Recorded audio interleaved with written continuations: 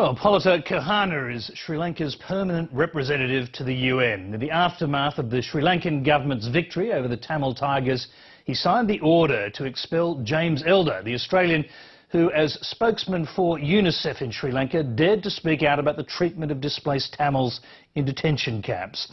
Well, earlier today, Palitha joined me from New York to talk about his country's detention centres and the growing problem with Sri Lankan asylum seekers. Palitha, thanks for joining us. Hello. What can Sri Lanka do to stop the large number of Tamils who are fleeing your country in small boats?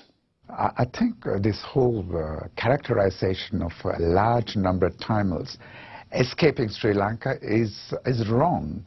It's a total mischaracterization. There were, I think, about 200 Tamils who went across to Australia, about another 70 who came to Canada.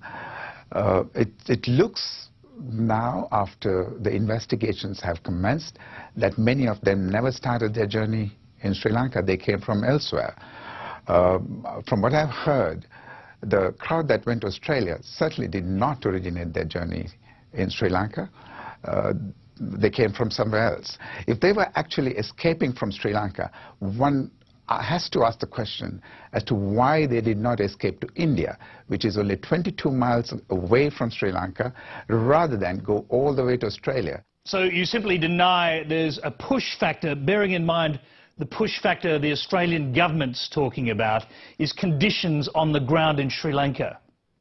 I think this talk about the push factor is an over-exaggeration. If there were, as I said, a push factor, why didn't they go across to India, which is so close by, 22 miles away from Sri Lanka? Instead, they head all the way to Australia. There must be another reason than a simple push factor here. The magnet of Australia, which many of us discovered years ago, is still there. It's a magnet. Australia attracts people.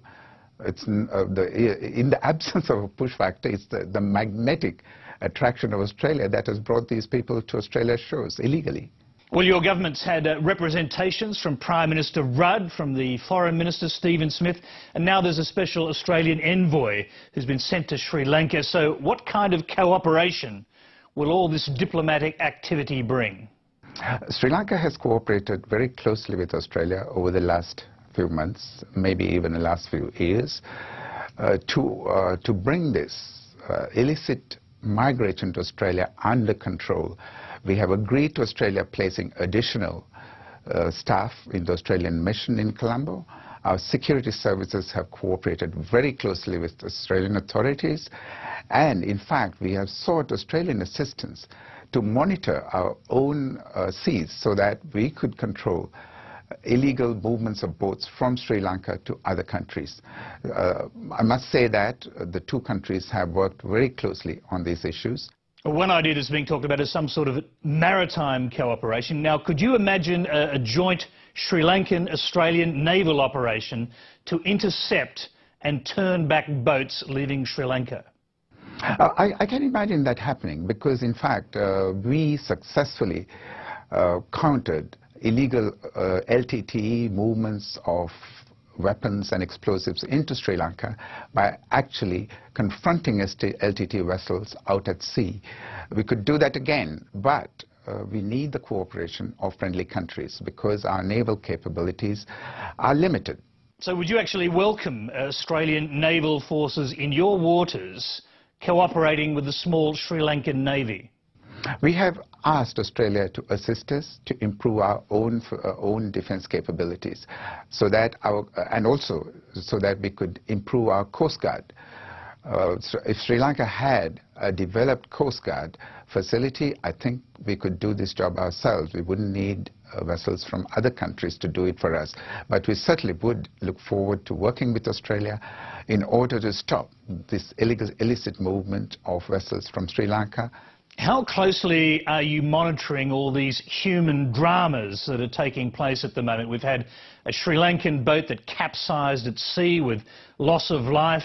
There are 78 Tamils who are refusing to leave an Australian vessel that's anchored offshore in Indonesian waters. And of course there are a large number of Tamils who are refusing to leave another boat that was intercepted by the Indonesian Navy. How closely are you monitoring these events and how concerned are you about them? These events have hit the headlines around the world, so it's not too difficult to monitor what's going on. And I think it is wrong for anybody to go to a strange land and then exert emotional pressure of this kind on the intended destination and expect people to react positively. I think this is emotional blackmail. People going and sitting on leaking vessels and then refusing to get off those vessels.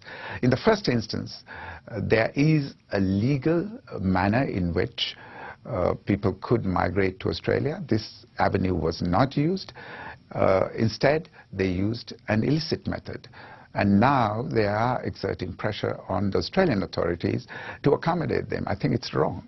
Well, it appears that some of these people, particularly those on the Australian ship, have already been recognised as refugees, so they have rights beyond those of asylum seekers, don't they? That's a decision for the Australian authorities to make. If Australia recognizes them as refugees, that is something that the Australian authorities have to deal with.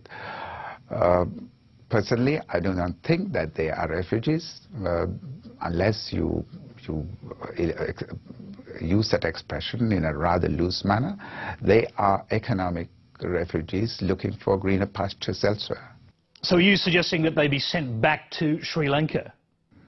Certainly, yes. Sri Lanka will accept them. They are our citizens. We will take them back. Well, they say they can't be sent back to Sri Lanka because they're fleeing oppression.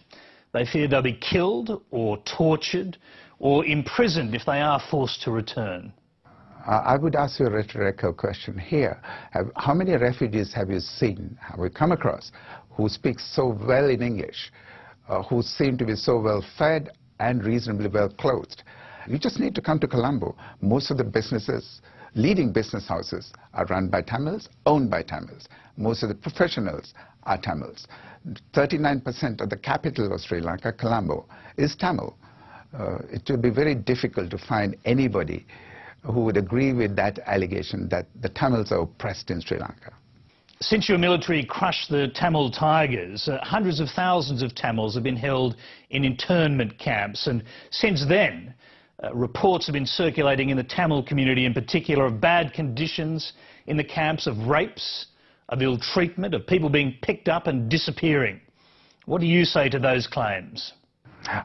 What else would you expect from the old LTT propaganda machine?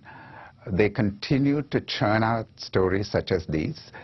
For one thing, the camps were not internment camps. In fact, we started off with 294,000 people in the camps. As of last night, only 138,000 are left in the camps.